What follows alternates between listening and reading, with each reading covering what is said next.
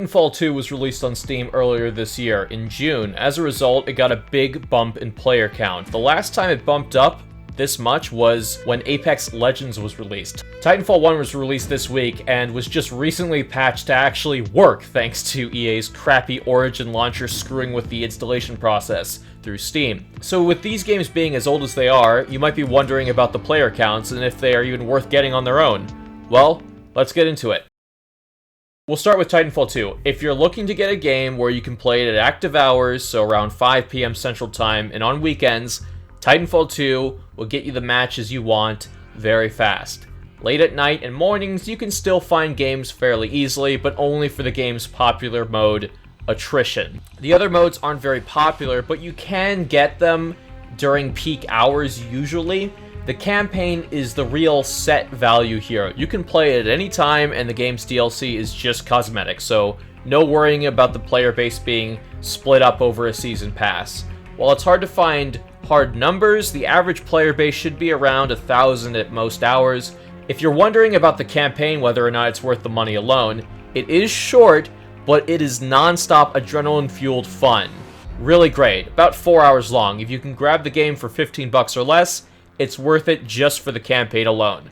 So at least you will get your money's worth through that. Now, as for the main subject of today's video, Titanfall 1. Titanfall 1's player count averaged about 100 right before it launched on Steam, which is acceptable for attrition matchmaking. The benefit of Titanfall is that the lobbies are only 12 players max, and bots fill the ground to fill out the maps. Games can also launch with less than 12 players, so while you might not get a full game at times, you will get a game. Titanfall 1 does give you an active player count on its multiplayer selection screen, which is nice. Unfortunately, despite a launch on Steam, the player count doubled, which sounds great, except 100 players doubled is just about 200, at least on the weekday you're getting that. Now, even if the game was 300 players, you would still only see them for the attrition mode and the multiplayer campaign mode. Now, this campaign mode is pretty disappointing, in my opinion, and I doubt less than the most hardcore will even bother with it over and over again after the Steam launch fizzles out. It's been covered to death when the game came out, but if you're worried about missing out on playing the campaign multiplayer mode right now while people are getting the game again, you're not really missing out on much. There is at least the benefit of it being a mix of objectives and maps, so if you want to play something other than attrition, it is a nice change of pace for the gameplay.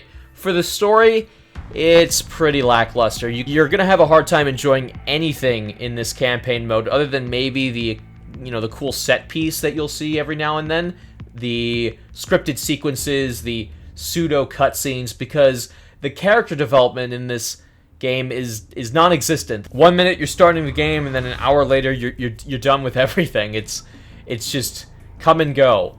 Understandably, because everything happens so fast, and throwing in a ton of cutscenes and interaction and character development would slow the multiplayer experience down to a crawl. There's also the issue of it being a multiplayer campaign, so get ready to join on missions farther than where you want to start in the story, or not being on the side you want to be on for your playthrough. So yeah, the campaign mode, not really worth it, so just don't buy it just for that. To briefly touch on Titanfall 1's gameplay for those of you who have only played Titanfall 2, Titanfall 1 is what Pandemic's Battlefront 1 is to Battlefront 2. Battlefront 2 is the game everyone has played. It's got the most amount of polish too. But the original had a lot of cool ideas that didn't get implemented in the sequel. For Titanfall 1, you had the Smart Pistol as a permanent weapon, and burn carts, which added some amusing but somewhat frustrating RNG. You also had some interesting Titan customizations, such as changing your Titan's default voice, and there were some subtle things done to the game as well that didn't make it into Titanfall 2. There's also the question of maps. Titanfall 1 has some amazing maps. So good, in fact, that they were added in Titanfall 2 as part of its free DLC. Titanfall 1 had a paid-for season pass, but that's all free now with the Steam version. While the mobility and weapon variety isn't a strong point of Titanfall 1, you can't slide, you don't have the grapple hook or a ton of really cool building scaling abilities, and you also don't have the level of customization for your weapons. You have a very limited pool of weapons you can use. The maps are definitely the strong point of Titanfall 1. I got so sick of seeing the same maps in Titanfall 2, or maps that I already played in Titanfall 1. It's so nice to get something close to Titanfall 2's gameplay, but just to play on some fresh, really good, high-quality maps. It's great, and of course you have the DLC maps thrown in there as well. As for whether or not I can recommend Titanfall 1, well, if you haven't played 2 yet, I'd start there. It's the more complete game, better value overall, especially with the campaign and higher player counts out of the gate. Titanfall 1 is for the people who have had their fill of 2 and want to try something a bit different if you're buying it for the first time on Steam. It's definitely got that going for it, and the maps are its saving grace in terms of content.